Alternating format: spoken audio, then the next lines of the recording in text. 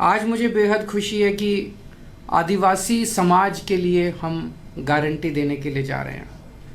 आदिवासी समाज 75 साल हो गए आज़ादी के, लेकिन पिछड़ा रह गया। उनका बातें चुनाव के पहले याद आता है सारी पार्टियों को आदिवासी समाज के बारे में। उनका केवल शोषण किया गया, अभी तक सबने शोषण किया, सबने मिलकर शोषण किया। आदिवासी समाज के लिए संविधान के अंदर अलग व्यवस्था है, अलग व्यवस्था है क्योंकि आदिवासी समाज की अलग संस्कृति है, अलग तौर तरीके हैं और बहुत ज़्यादा पिछड़े हैं, इसलिए संविधान के अंदर अलग व्यवस्था की गई है। लेकिन उस अलग व्यवस्था को कोई भी सरकार लागू करने के लिए तैयार नहीं है, क्योंकि उन्हें उनकी ज़मीन के ऊपर, उनके जंगल के ऊपर, उनके जल के ऊपर सबकी नज़र रहती है कि कैसे इसको नोच लो, खसोट लो, लूट लो। इसलिए हमारी सरकार बनेगी, पहली गारंटी आदिवासी समाज को कि जो संविधान के 5th शेड्यूल में उनको व्यवस्था की गई है उस पूरी व्यवस्था को लागू करेंगे, पूरा वर्ड टू वर्ड लागू करेंगे। पेसा कानून जो उनके लिए लागू बनाया गया, उस पेसा कानून को, जिसमें ग्राम सभा का प्रावधान है, ग्राम सभा की मर्जी के बिना कुछ नहीं होगा। ये असली जनतंत्र है।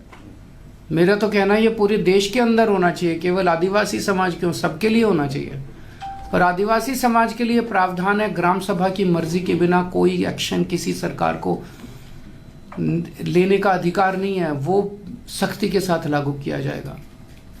और ट्राइबल एडवाइजरी कमेटी है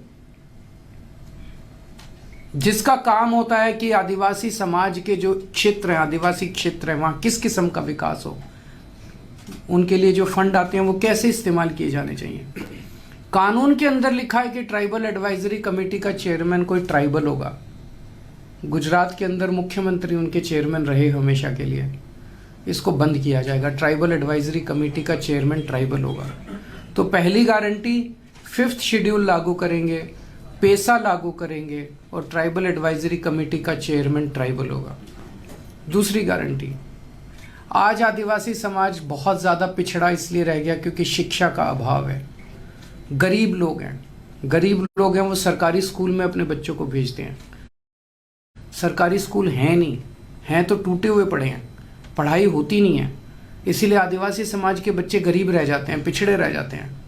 दिल्ली के अंदर हमने शिक्षा को शानदार बना के दिखाया। आज मैं आदिवासी समाज के भाइयों बहनों सबको, माताओं बुजुर्गों को मैं आश्वासन देना चाहता हूं कि जैसे दिल्ली के स्कूल हमने अच्छे किए हैं, हर आदिवासी गांव के अंदर अच्छा स्कूल खोलेंगे ताकि बच्चे एक पीढ़ी के अंदर, अगर हमने अच्छी पढ़ाई दे दी बच्चों को, एक पीढ़ी के अंदर पिछड़ापन भी दूर होगा और उनकी गरीबी भी दूर होगी। तीसरी चीज़, उनके मेडिकल के लिए कोई सुविधा नहीं है। अगर कोई बीमार हो जाए तो प्राइवेट अस्पतालों में ले जाओ, प्राइवेट में तो आदमी मर जाता है, इतना पैसा लूटते हैं। और सरकारी के अंदर कोई इलाज नहीं है, सरकारी अस्पतालों का कोई वहाँ पे है ही नहीं, डिस्पेंसरी नहीं है। तो जैसे मोहल्ला क्लिनिक हमने दिल्ली में खोले, ऐसे हर गांव के अंदर एक मोहल्ला क्लिनिक, गांव क्लिनिक खोलेंगे और वहाँ पे पूरा इलाज फ्री होगा। उनके लिए स्पेशल अस्पताल खोले जाएंगे, आदिवासी इलाकों के अंदर स्पेशल मल्टी स्पेशलिटी हॉस्पिटल खोले जाएंगे, जहाँ पे दिल्ली में चाहे कोई अमीर है चाहे गरीब है, सबका इलाज हमने पूरा मुफ्त कर दिया। बड़े से बड़ा ऑपरेशन भी फ्री में होता है। आदिवासी इलाके के अंदर भी ये व्यवस्था करेंगे कि सारा इलाज उनका मुफ्त किया जाएगा। चौथी चीज़, कास्ट सर्टिफिकेट लेने में भी बड़ी दिक्कत आती है। इतने पेज, इतनी फॉर्मेलिटीज़ को सिंप्लीफाई करेंगे, सिंपल करेंगे, इसका प्रोसेस सिंपल करेंगे ताकि आसानी के साथ किसी को कास्ट सर्टिफिकेट मिल सके। पांचवी चीज़, जिन आदिवासी जो बहुत ज़्यादा गरीब है, जिनके सर पे छत नहीं है, उनको घर दिया जाएगा। और छठी चीज़ की सड़क, हर गांव तक सड़क पहुंचाई जाएगी।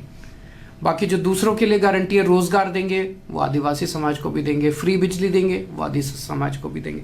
तो ये 6 गारंटी आज मैं आदिवासी समाज के लिए ऐलान करते हुए मुझे बेहद खुशी हो रही है।